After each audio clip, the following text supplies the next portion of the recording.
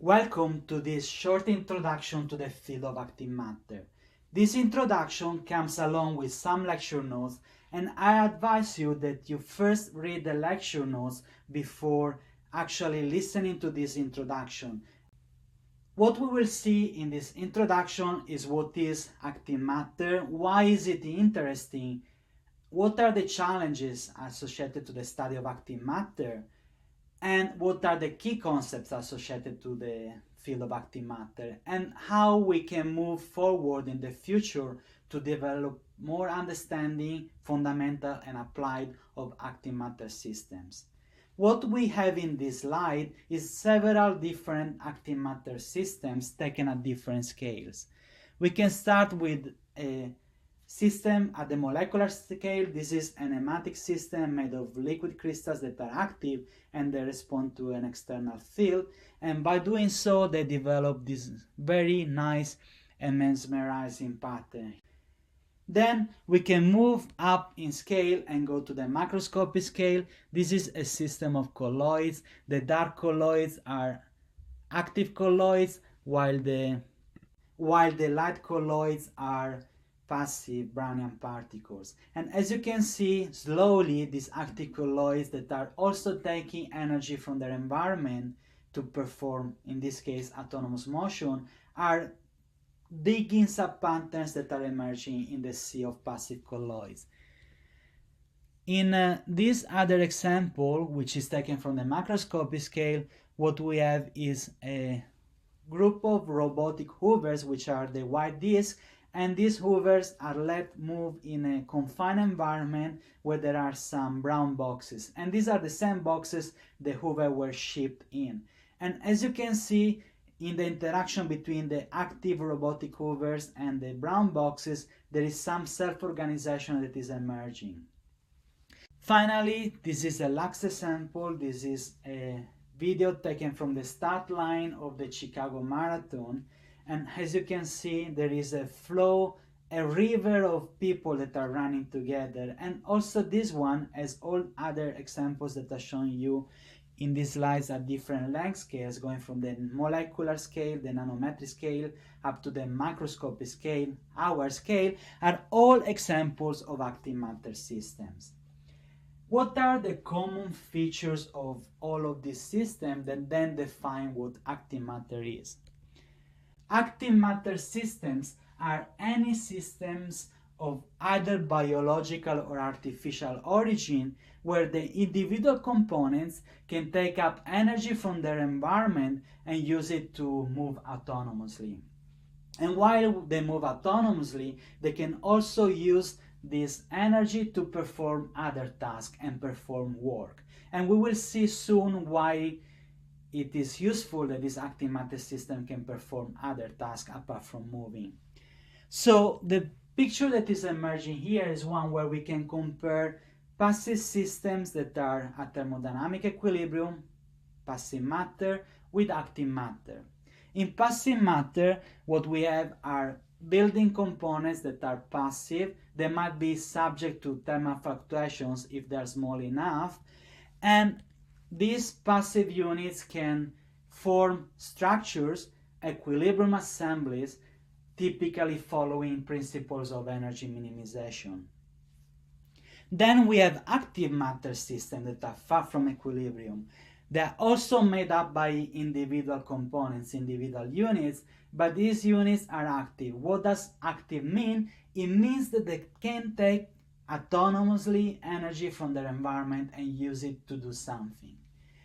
For example, to form complex self-organized assemblies that are out of equilibrium, and all of this again is driven by energy consumption.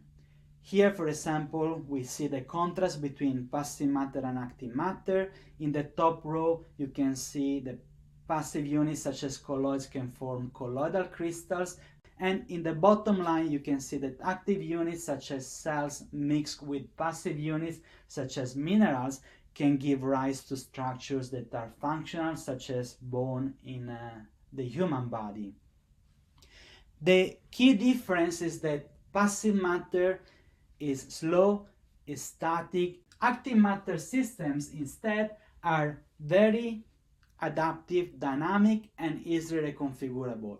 And all of this is possible because they can take energy from their environment autonomously and use it for something, the defining characteristic of active matter. Why do we want to study active matter? There are both fundamental and applied reasons. Fundamentally, it's interesting to study active matter because these systems are very beautiful model systems that can help us understand better the physics behind living systems. This is a physics that we don't fully understand yet, and is one of the fundamental challenges for 21st century physics. The study of active matter systems, whether they are biological, as in this slide, or artificial, is useful to test hypotheses of non-equilibrium physics. But active matter systems are also important for technological reasons. For example, because of their fundamental property, the capability of absorbing energy and do work after, they can transport elements present in their environment. They can manipulate their environment, or they can sense their environment, or they can do all of these things all together and even more. And combining these fundamental technological properties of active matter system, researchers around the world are pushing the development of devices that can help in environmental remediation, they can help in diagnostics, they can help to develop novel materials with properties that current materials don't have. Or at the macroscopic scale, they are developing swarms of robots that can be used to perform surveillance and search and rescue operations fully in an autonomous way. And the hope here is that applying concepts from active matter to the technological world, we can develop systems that have potentiality that can overcome the potentialities of current technologies that are still very often based on equilibrium physics. What is the challenge for active matter systems? To understand them and to use them. The challenge is that we are moving from a realm that we know, which is the realm of equilibrium systems, to a realm that we don't know, which is the realm of non-equilibrium systems. In fact, we have a theory developed for equilibrium systems that can help us understand them well, for example, classical statistical mechanics, but there is no such a thing as a unified global theory that helps us describe non-equilibrium systems. And we can understand this limitation by considering a very practical example. We can consider the example of a system of interacting particles that are still subject to thermal fluctuations. For example, think of molecules or colloidal particles that are suspended in a fluid or in a liquid, and they are moving around, they're jiggling around because they're continuously hit by the surrounding fluid molecules. And this is something that we know as Brownian motion. In such a system of interacting units subject to thermal fluctuations, once this system has reached an equilibrium, then we can describe the probability of finding the system in a given configuration, so the probability P, using the energy associated to that configuration, the energy U. And Boltzmann's law, a very important law in classical statistical mechanics, tell us that this probability is proportional to an exponential factor of the energy. To understand how this law breaks down once we move from an equilibrium system to a non-equilibrium system, we can consider the case of a system where there is no external force acting on it, which means that the potential energy U is constant throughout the system. In this case, according to Boltzmann's law, the probability is uniform across the possible configuration in the system. We can test this hypothesis with a very simple numerical experiment where we consider Brownian particles, so microscopic or nanoscopic particles that are moving subject to thermal fluctuations, moving within a confined environment, a circular pore, as you can see here in this graph. And when they're moving, these particles are not subject to any external force. They are moving in a constant energy potential. And you can see here different trajectories that are color-coded with different colors. These trajectories, because they are trajectories of Brownian particle, are quite jagged and they look random. Now, under the condition that we stated above, if these particles are moving in a constant external potential, if we simulate the motion of this particle for a long time, we can reconstruct the probability of finding the particle within the pore. And this probability is shown in this graph here. And as you can see, the probability is constant, is uniform throughout along a diameter within the pore. And this means that under this condition, the probability of finding the particle is uniform. And we are respecting Boltzmann law. What happens if we move to an active system?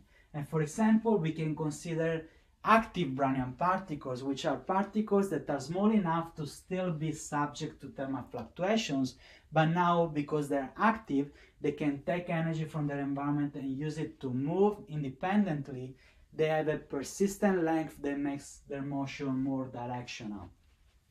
So you can see here we have a similar situation to the one before, but now we have the motion of this active particle that looks more directed.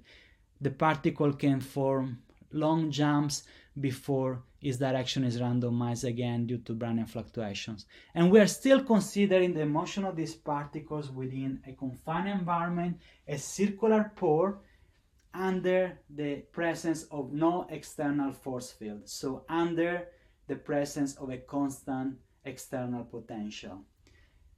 As we said, in these conditions, if the system was at equilibrium, we would expect to see that the probability of finding the particle is constant throughout the pore. But actually, if you look at the probability calculated for this system, this is not the case, and the probability is peaked near the walls. And this is a clear break of Boltzmann law. And the more active the particles are, so the more the motion becomes directional, and the more this deviation from Boltzmann law becomes evident. So we're seen with a simple system that one can simulate the Boltzmann distribution, which is a law of classical statistical mechanics defined for equilibrium system, breaks down as soon as we move to non-equilibrium systems. And as this fundamental law of equilibrium system breaks down, all other laws that are defined for equilibrium system also break down.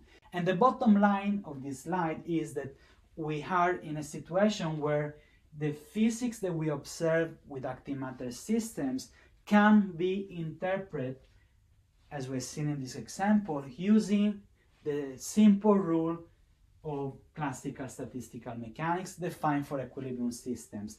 But we need to look farther. A fundamental concept that enters in the description of ActiveMatter system and in general of non-equilibrium system is the concept of dissipation. Dissipation is the amount of energy that gets absorbed from a system and converted in heat rather than work that is then dispersed in the environment. And the concept of dissipation is an important concept that distinguishes between passive equilibrium system and active far from equilibrium systems. Let's consider first the equilibrium case. In such a case, we can consider a system that is evolving under an external potential where there are several local minima, like this one, and a global minimum. And let's consider for simplicity the same case that we considered in one of the previous slides, where we have passive units that are colloidal particles that assemble into a crystal-like structure. And let's assume that these passive units, when they are dispersed in solution, that corresponds to this local minima in the potential, and the crossover to the global minimum in the potential when they form this self-assembled structure. Now, in an equilibrium system, if the system of these interacting units is subject to thermal fluctuations, as long as the thermal fluctuations are bigger than the potential barrier separating the two configurations, then over time the system will naturally evolve towards the lower energy state. What happens if we now move to a far from equilibrium system? We can, for simplicity, still consider a complex potential landscape, but now the low energy situation corresponds to the active units being disassembled, and the higher energy case corresponding to the active units being assembled into a self-organized structure. Again, for simplicity, think about cells and minerals forming a complex structure like bone. This requires a continuous investment of energy to keep the bone together and functional. So if the system was near equilibrium, then what we would expect that as long as the thermal fluctuations are bigger than the potential barrier, the bone will break down into the individual components. But this is not what happens when living systems are alive. This is actually what happens when living systems are not alive any longer. When living systems are alive, they can actually take the opposite path. By consuming energy from their environment, they can actually push themselves across potential energy barriers to form more complex and self-organized structures. And this is where the concept of dissipation comes handy and important to understand why this actually happens from a theoretical point of view. Without going too much into the mathematical detail, what we need to understand now is that once a system is far from equilibrium and we are considered a system of interacting units subject to thermal fluctuations, the probability of changing from one configuration to another will be associated to a certain amount of dissipation. So a certain amount of this energy that is absorbed being exchanged as heat with the environment. It is possible to show mathematically that the probability of following a path rather than the inverse path goes with the amount of dissipation. So a path is more probable in a system out of equilibrium the higher the dissipation associated to it, which means that a system will naturally, as long as it's out of equilibrium, evolve towards a higher dissipation configuration. How can we interpret the mathematics behind this? What this means in practice is that, first of all, if a system is far from equilibrium, it can jump over potential barriers much better than a system at equilibrium, even if these potential barriers are much higher than the level of thermal agitation. So an active system, by absorbing energy, can drive itself to cross energetic barriers. Then the paths that are favored are the ones that are associated to the system absorbing energy, performing some level of work, and dissipating some energy as heat in the environment. And the ones that are more favored are the ones that are associated to the higher level of dissipation. And what we will end up seeing, because of the combination of these aspects, high dissipation and the possibility of overcoming energetic barrier, is that an active system over time will assume a collective configuration that we can interpret as self-organization. And it will look that this collective self-organization configuration is the one that optimizes the adaptation of the system to its environment. Now, in this introduction, although brief, we've seen some fundamental concepts. We've seen what ActiveMatter is. We've seen why it is interesting to study, and we've seen some fundamental concepts that define an ActiveMatter systems and its behaviors. However, if we look at the road ahead is still quite long and tortuous. There are many things that we don't understand at a theoretical point of view, and the reason why we don't understand them is because we're still lacking, as I said before, a theory that can describe non-equilibrium physics. So there is a lot of theoretical work that needs to be done to uncover the physics behind ActiveMatter systems. And once we understand this physics better, then we need still to engineer the complex collective behavior that emerge to develop real-life applications and real-life devices that hopefully can improve everybody's society. And during this school, you will start to look in some of the numerical methods that are being used in research to improve our understanding of ActiveMatter systems. And I hope that you will find these tools useful in your own research, but more importantly that you are enjoying learning and studying about ActiveMatter systems.